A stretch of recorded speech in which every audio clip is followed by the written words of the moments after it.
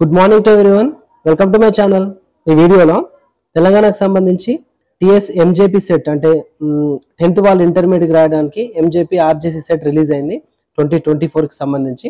దానికి ఏ విధంగా అప్లై చేసుకోవాలి, డేట్స్, లాస్ట్ డేట్ ఏంటి, ఎగ్జామ్ డేట్ ఏంటి, టోటల్ ఇన్ఫర్మేషన్ మీకు ఈ వీడియోలో ఇవ్వబోతున్నాను. ఇప్పటివరకు కనుక మీరు ఛానల్ సబ్స్క్రైబ్ చేయకపోతే మాత్రం సబ్స్క్రైబ్ చేసుకోండి, లైక్ చేయండి, షేర్ చేయండి, మర్చిపోకండి. సో ఫస్ట్ మీ బ్రౌజర్ ఓపెన్ చేసి సెర్చ్ బాక్స్లో టిఎస్ ఎంజేపీ అని టైప్ చేయండి. టిఎస్ ఎంజేపీ అని టైప్ చేసి సెర్చ్ చేయండి. ఈ విధంగా సెర్చ్ చేయగానే మనకు ఫస్ట్ చూడండి, ఫస్ట్ టిఎస్ ఎంజేబీసీ అని వస్తుంది, సెంటర్ ఫర్ గుడ్ గవర్నెన్స్ అని ఉంటుంది. దానిపైన క్లిక్ చేయాలి. సో అది మెయిన్ సైట్కి లింక్ అనమాట. సో దానిపైన క్లిక్ చేయగానే మనకు మెయిన్ సైట్ ఓపెన్ అవుతుంది. ఇందులో రెండు నోటిఫికేషన్స్ ఉన్నాయి.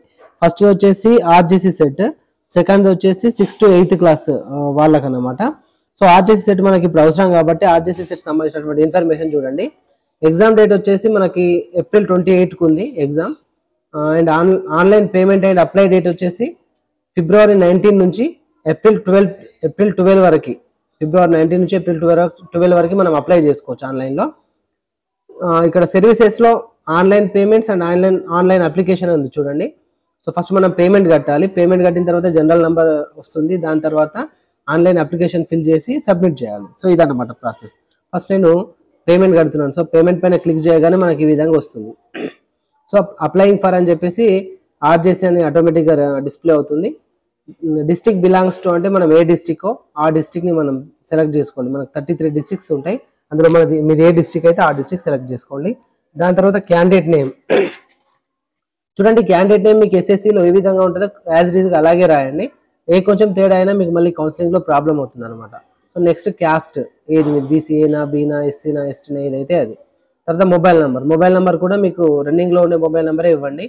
ఎందుకంటే మీకు సెలెక్ట్ అయిన తర్వాత మెసేజ్ కానీ కాల్ కానీ ఆ నెంబర్కే వేస్తారు కాబట్టి మొబైల్ నెంబర్ చాలా ఇంపార్టెంట్.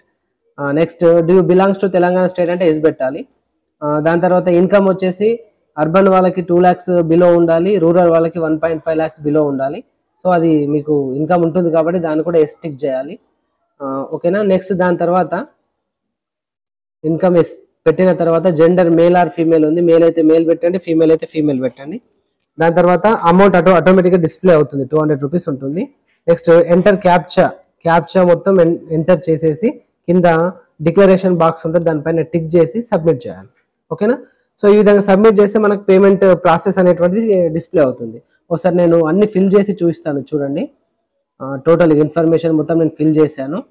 సో ఫిల్ చేసిన తర్వాత సో టోటల్ అన్ని ఏది కూడా డేట్ ఆఫ్ బర్త్ కానీ మొబైల్ నెంబర్ కానీ ఏది కూడా మీరు రాంగ్ పెట్టకండి. ఏది ఒక్కటి రాంగ్ పెట్టినా మీకు మళ్ళీ అది పోయినట్టే. అప్లికేషన్ మీరు ఎడిట్ చేసుకోవడం ఇట్లాంటిది ఏమీ ఉండదు. అప్లికేషన్ పోయినట్టే మళ్ళీ రీఅప్లై చేయాల్సి ఉంటుంది. అందుకోసమని జాగ్రత్తగా ఫిల్ చేయండి. నెక్స్ట్ టోటల్ ఇన్ఫర్మేషన్ ఎంటర్ చేసిన తర్వాత 200 రూపీస్ అమౌంట్ చూపించింది.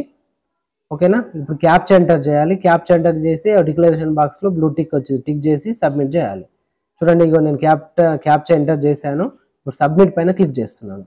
సో సబ్మిట్ పైన క్లిక్ చేయగానే మనకి మన కార్డ్ డీటెయిల్స్ లేదా నెట్ బ్యాంకింగ్ డీటెయిల్స్ అడుగుతుంది అనమాట. చూడండి, ఒక కార్డ్ డీటెయిల్స్ అడుగుతుంది. కార్డ్ డీటెయిల్స్లో మన కార్డ్ నంబర్ అండ్ ఇక కార్డుకి సంబంధించినటువంటి ఇన్ఫర్మేషన్ మొత్తం ఎంటర్ చేసి కింద మేక్ పేమెంట్ ఉంది కదా, దానిపైన క్లిక్ చేయాలి. చూడండి, నేను మొత్తం కార్డ్ డీటెయిల్స్ అన్ని ఇచ్చేసి మేక్ పేమెంట్ పైన క్లిక్ చేస్తున్నాను. సో మేక్ పేమెంట్ పైన క్లిక్ చేయగానే మనకి ఇక ఓటీపీ లాంటి ఫార్మాలిటీ ఉంటుంది కాబట్టి ఓటీపీ వచ్చేస్తుంది. మీ రిజిస్ట్రేషన్ మొబైల్ నెంబర్కి ఓటీపీ వస్తుంది. ఆ ఓటీపీని మీరు ఎంటర్ చేయండి. ఎంటర్ చేసిన తర్వాత మళ్ళీ సబ్మిట్ ఆప్షన్ ఉంది కదా, సబ్మిట్ పైన క్లిక్ చేయాలి. చూడండి, నేను ఓటీపీ ఎంటర్ చేశాను. ఎంటర్ చేసి మళ్ళీ సబ్మిట్ చేస్తున్నాను.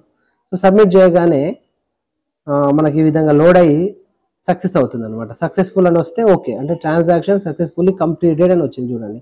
అంటే ఇప్పుడు మనం పేమెంట్ కట్టేస్తాం కాబట్టి మనకి జనరల్ నెంబర్ వచ్చింది. సో YHMP అని కూడా జనరల్ నెంబర్ ఉంది, అది మనం నోట్ చేసి పెట్టుకోవాలి లేదా స్క్రీన్ షాట్ తీసి పెట్టుకోండి. దాని తర్వాత ఇప్పుడు మళ్ళీ మీరు బ్యాక్ వెళ్ళండి. బ్యాక్ వెళ్ళగానే ఈ విధంగా డిస్ప్లే అవుతుంది. ఇప్పుడు మనం అప్లికేషన్ పైన క్లిక్ చేయాలి. ఆన్లైన్ అప్లికేషన్ ఉంది కదా, దానిపైన క్లిక్ చేయాలి. ఎందుకంటే అప్లికేషన్ ఫిల్ చేయాలి కాబట్టి దానిపైన క్లిక్ చేయగానే మనకు అప్లికేషన్ ఓపెన్ అవుతుంది. చూడండి, ఆన్లైన్ అప్లికేషన్ పైన మనం క్లిక్ చేయగానే ఈ విధంగా వస్తుంది. ఇది అప్లికేషన్. సో ఇందులో మనకి general number, date of payment, date of birth ఇవన్నీ ఇక్కడ డిస్ప్లే అవుతాయి. సో అవన్నీ మనం ఎంటర్ చేసుకోవాల్సి ఉంటుంది. ఎస్ఎస్సి బోర్డ్ అని కూడా ఉంది చూడండి. ఎస్ఎస్సి బోర్డులో మనకు 2 ఆప్షన్స్ ఉంటాయి. Board of secondary education TS అని, అదర్ బోర్డ్ అని. సో మనకు ఆల్మోస్ట్ ఆల్ తెలంగాణ వాళ్ళు అప్లై చేస్తారు కాబట్టి board of secondary education TS పెట్టుకోండి. Next hall ticket number, 10th hall ticket number ఇంకా ఇప్పటివరకు అయితే రాలేదు. ఒకవేళ వస్తే మీరు ఎంటర్ చేసుకోవచ్చు, లేకపోతే దానికి మ్యాండేటరీ కాదు కాబట్టి హాల్ టికెట్ నెంబర్ లేకున్నా కూడా మీరు అప్లై చేయొచ్చు. దాని తర్వాత ఇక్కడ ఫోటో ఉంది చూడండి. ఫోటో కింద సైన్ ఉండాలి. ఫోటో కింద సైన్ పెట్టి మీరు దాని ముందే స్కాన్ చేసి పెట్టుకోవాలి. ఓకేనా, తక్కువ సైజులో స్కాన్ చేసి పెట్టుకొని అక్కడ మనం అప్లోడ్ చేయాలి.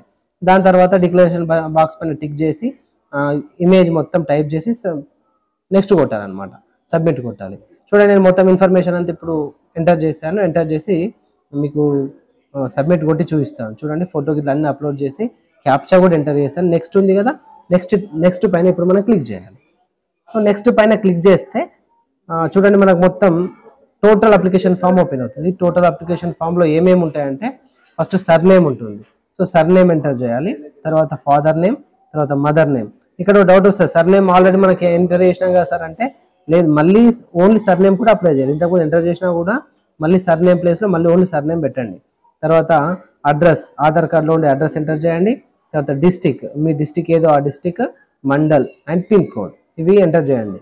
ఈమెయిల్ వచ్చేసి మ్యాండేటరీ కాదు, ఒకవేళ మీకు ఈమెయిల్ ఉంటే పెట్టండి, లేదంటే వదిలేయండి. మొబైల్ నెంబర్ ఉంది, ఆల్టర్నేటివ్ మొబైల్ నెంబర్ కూడా మ్యాండేటరీ కాదు. సో మీకు ఒకవేళ ఉంటే 2 నంబర్లు ఉంటే 2వ నంబర్ కూడా పెట్టండి, నో ప్రాబ్లం. ఓకేనా. నెక్స్ట్ ఇక్కడ సబ్ క్యాస్ట్ అని వస్తుంది. సబ్ క్యాస్ట్ పైన క్లిక్ చేస్తే మీకు ఆల్రెడీ ఇప్పుడు బీసీడీ పెట్టారు, బీసీడీలో మీరు ఏ క్యాస్ట్ అట్లా అంటే మీకు బీసీ ఏనా బీనా సెలెక్ట్ చేసుకున్న తర్వాత అందులో సబ్ క్యాస్ట్ కూడా వస్తుంది అనమాట. ఈ విధంగా మీ సబ్ క్యాస్ట్ ఉంటుంది, దాన్ని సెలెక్ట్ చేసుకోండి. దాని తర్వాత మీడియం అడుగుతారు, మీడియం తెలుగు మీడియమా ఇంగ్లీష్ మీడియమా, ఏ మీడియం అయితే ఆ మీడియం సెలెక్ట్ చేసుకోండి.